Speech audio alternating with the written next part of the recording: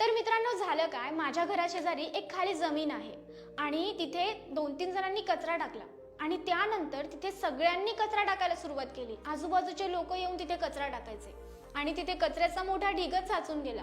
पण ज्यांचा तो प्लॉट होता ते काल परवा तिथे आले होते. त्यांनी ते सगळं बघितलं आणि त्यांनी तो सगळा कचरा साफ केला आणि त्यानंतर त्यांनी 4ही बाउंड्रीना वॉल कंपाऊंड केलं आणि तिथे लॉक लावून टाकलं, जेणेकरून आता तिथे कुणीही कचरा टाकू शकणार नाही. आणि असंच आपण आपल्या घराला करतो ना. आपण आपल्या घराच्या बाउंड्रीजना वॉल कंपाऊंड बनवतो, पुढे गेट बसवतो. आपण असं का करतो? कारण कुणीही येऊन आपल्या घरात नको घुसायला, आपली प्रायव्हसी असते ना. आपण आपल्या सेफ्टीसाठी असं करतो. आता तुम्ही म्हणाल की हो, यात काय नवीन, हे सगळं तर आम्हाला आधीपासूनच माहिती आहे, तू काय सांगतेस? हो, तुम्हाला हे आधीपासून माहिती आहे, पण जेव्हा गोष्ट तुमच्या आयुष्याची येते तेव्हा तुम्ही हे सगळं विसरून जाता. तुम्ही तुमच्या घराच्या बाउंड्रीला तर मोठमोठे वॉल कंपाऊंड करता, मोठमोठ्या भिंती बांधता, पण कधी तुमच्या आयुष्याच्या बाबतीत असं केलंय? तुमच्या आयुष्यात कधी बाउंड्री सेट केलाय तुम्ही? कुणीही येतं, तुम्हाला हर्ट करून जातं, तुमचं मन दुखवून जातं, तुम्हाला त्रास देऊन जातं, तुमचा अपमान करून जातं. का? कारण तुम्ही तुमच्या आयुष्यात बाउंड्रीज सेट केलेल्या नाहीयेत. म्हणूनच आज मी तुम्हाला सेट बाउंड्रीज फाइंड पीस या बुकमधून तुमच्या आयुष्यात तुमच्या सेफ्टीसाठी आणि तुमच्या आनंदासाठी कशा आणि कोणत्या बाउंड्रीज सेट करायच्या ते सांगणार आहे. चला तर मग सुरू करूया. आता बघूया की आयुष्यात बाउंड्रीज कशा बनवायच्या. तर बघा, सगळ्यात पहिलं म्हणजे कधीही कुणासाठीही प्रत्येक वेळी अवेलेबल नाही राहायचं. बघा, तुमच्या प्रायोरिटीज सेट करा, तुमच्या कामांना जास्त महत्त्व द्या. आपण काय करतो, कुणाचा मेसेज आला, कुणाचा कॉल आला, कुणी कुठे बोलवलं की लगेच आपलं काम सोडून त्याच्याकडे जातो. मग भलेही आपलं काम कितीही महत्त्वाचं असेल, आपण ते सोडून त्या व्यक्तीसाठी जातो, त्याला वाईट नको वाटायला म्हणून सगळ्यात आधी तुमच्या कामांना महत्त्व द्या, लगेचच कुणासाठीही जाऊ नका. असं केल्यामुळे समोरच्यांना वाटतं की तुम्ही प्रत्येक वेळी अवेलेबल असता, म्हणजे तुमची व्हॅल्यू कमी तर होतेच, त्याचबरोबर तुमच्या कामाचा फ्लो तुटतो, तुमचं काम होत नाही. म्हणून प्रत्येक वेळी अवेलेबल राहणं बंद करा. दुसरा पॉइंट, दुसऱ्यांना वाईट वाटेल याचा विचार करणं सोडून द्या. बघा, आपण बऱ्याचदा दुसऱ्यांना वाईट वाटेल हा विचार करून ज्या गोष्टी आपल्याला करायच्या नसतात त्या करतो. जर मी इथे नाही गेलो तर तो काय म्हणेल, जर मी तिथे नाही गेलो तर त्याला वाईट वाटेल, हा माझ्याबद्दल काय विचार करेल, मी हे काम पूर्ण नाही केलं तर त्याला कसं वाटेल. बस आपण याच विचारात राहतो आणि यामुळे आपण इतका मानसिक त्रास घेतो की आपलं मानसिक स्वास्थ्य बिघडतं आणि याचमुळे आपल्या कामांमध्ये सुद्धा मन लागत नाही. हो, माहितीये आपण असं का करतो, कारण आपल्याला समोरच्याच्या नजरेत वाईट बनायचं नसतं आणि म्हणूनच आपण इच्छा नसताना ते कामं करतो जे आपल्याला करायचे नसतात. इच्छा नसताना त्या ठिकाणी आपल्याला जावं लागतं जिथे आपल्याला जायचंच नसतं आणि आपण तिथे जातो सुद्धा. आपली सगळी कामं सोडून आपण तिथे जातो आपल्या काहीही मूड नसताना.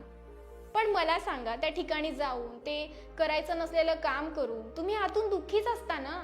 मग काय फायदा हे सगळं करण्याचा? आणि तुम्ही नाही जरी बोललात एखाद्या गोष्टीला तर समोरचा व्यक्ती जर तुमच्या इतक्या जवळचा आहे तर तो घेईल तुम्हाला समजून. इतका विचार नका करू, नाही म्हणायला शिका. आणि बघा, तुम्ही कितीही चांगले वागलात ना तरी प्रत्येक वेळी प्रत्येकाला खुश नाही ठेवू शकत. कुणी ना कुणी आपल्यावर नाराज असतंच.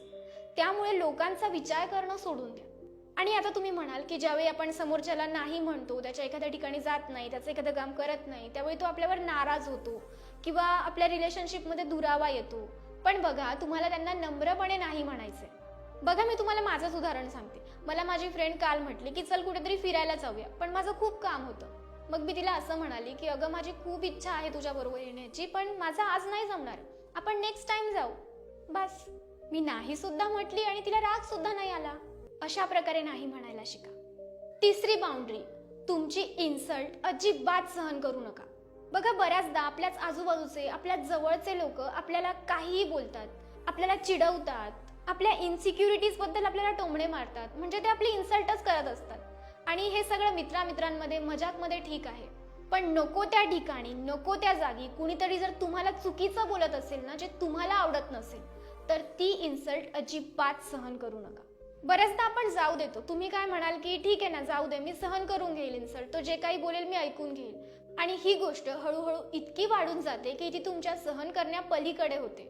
आणि मग तेव्हा तुम्ही बाउंड्री सेट करायला जाल, तेव्हा तुम्ही समोरच्याला अडवाल, तेव्हा काही फायदा होणार नाही. म्हणून आत्ताच बाउंड्री सेट करा. समोरच्याला दाखवून द्या की तो तुम्हाला कुठपर्यंत ट्रोल करू शकतो. म्हणून सुरुवातीलाच बाउंड्री आखून घ्या की तुम्ही तुमची इन्सल्ट कुठपर्यंत आणि कोणत्या लोकांसमोर सहन करू शकाल, म्हणजे तुमच्या इन्सल्टला कुठपर्यंत तुम्ही ॲज अ जोक घेऊ शकाल. प्रत्येक वेळी नाही. कारण बऱ्याचदा काही लोक असे असतात की ते आपल्याला काही बोलतात आणि असं सांगतात की अरे मी तर गंमत करत होतो, तू काय एवढं सिरियसली घेतोय.